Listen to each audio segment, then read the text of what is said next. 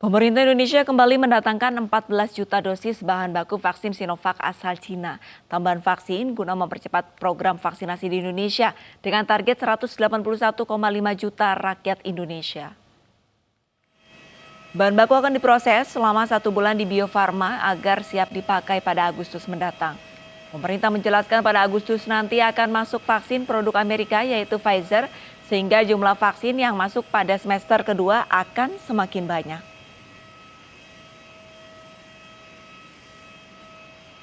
Dari Sinovac yang sudah datang di kita adalah 105 juta dosis vaksin. Teman-teman, ini masih dalam bentuk bahan baku.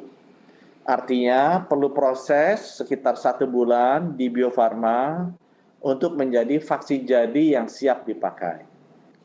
Ini ada lagi donasi vaksin gratis dari COVAX Gavi.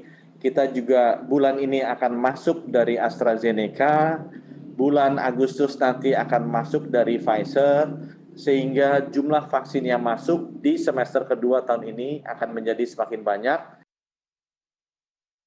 Vaksinasi massal yang digelar Pemkot Bekasi sudah ramai sejak pagi. Ditargetkan 25.000 warga akan menerima vaksinasi hari ini yang terbagi menjadi 2 sesi, yaitu pagi dan siang agar tidak terjadi kerumunan.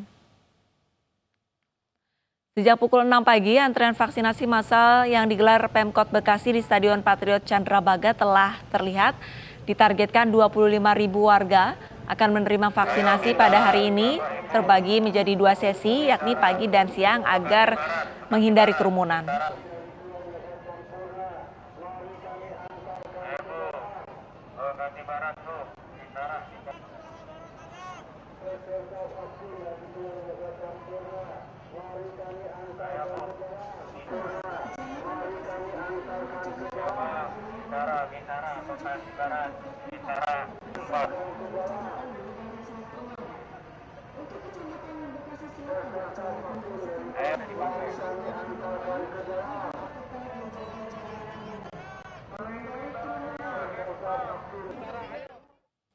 Dan pemirsa, sudah ada rekan kami Ririn Oktaviani yang berada di Stadion Patriot Candrabaga, Bekasi, Jawa Barat.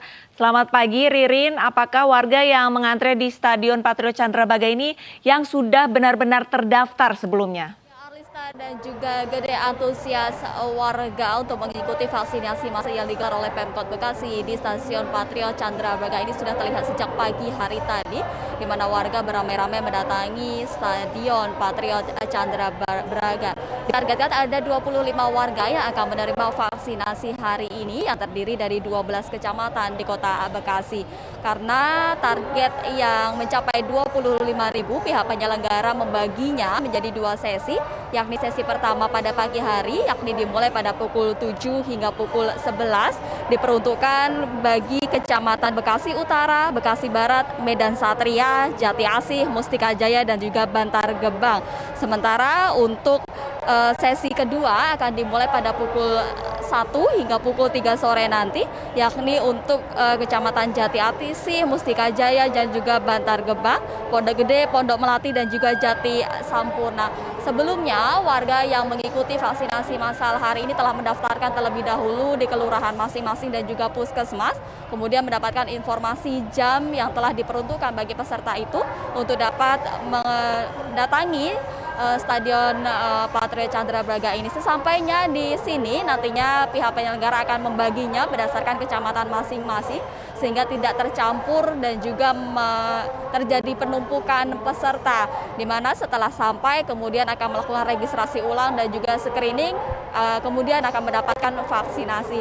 Target dari penerimaan vaksinasi ini yakni adalah umur 18 tahun ke atas, dan nantinya para peserta ini akan mendapatkan vaksin Sinovac.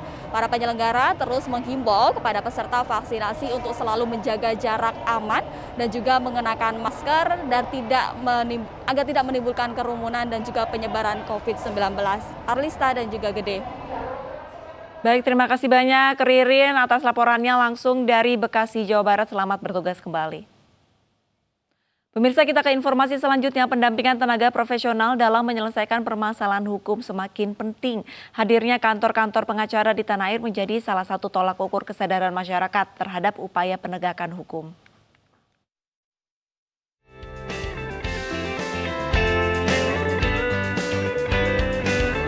Menjawab kebutuhan masyarakat akan pendampingan tenaga profesional di bidang hukum, LQ Indonesia Law Firm meresmikan cabang ketiga yang berada di Kembangan, Jakarta Barat. Dengan dibukanya cabang ketiga ini, LQ ingin menjadi yang terdepan dalam memberikan pelayanan dan konsultasi hukum di Indonesia, serta terus mencetak prestasi. Dengan adanya LQ ini, kita benar-benar bela masyarakat dengan berani untuk mendapatkan hasil yang maksimal, benar-benar penegakan hukum, dan law firm itu harus berani melawan oknum ya. Jadi bukan cuma ikut-ikutan aja atau bukan cuma mencari uang, tapi kita harus berani melawan oknum dan menegakkan keadilan. Itulah kenapa LQ Indonesia didirikan. Sementara itu, Kepala Cabang LQ Jakarta Barat Sadan Sitorus berkomitmen untuk terus berprestasi, bukan besar dari sensasi. Mengharapkan kehadiran kami di Jakarta Barat ini memberikan sumbangsi kepada setiap masyarakat. Karena memang kalau kita lihat dari pengalaman dan beberapa berita dan kejadian, banyak sekali masyarakat yang termarginalkan yang justru menjadi korban-korban penindakan hukum. Nah, di sini kita hadir untuk memberikan hak-hak hukum yang sebenarnya kepada setiap masyarakat, sehingga tidak ada lagi korban-korban dari penindakan hukum yang salah itu. Selama ini LQ telah berprestasi menangani berbagai kasus hukum, terutama kasus investasi bodong. Kedepannya LQ Indonesia Law Firm akan hadir dan membuka cabang di setiap kota besar di Indonesia agar dapat menjangkau lebih luas masyarakat yang membutuhkan bantuan hukum. Dari Jakarta, Lisa Oktaviani, Adi Ahmad, iNews melaporkan. Kecewa uangnya tidak kembali, ratusan nasabah menggeruduk koperasi simpan pinjam di Pematang Siantar, Sumatera Utara. Selengkapnya sesaat lagi.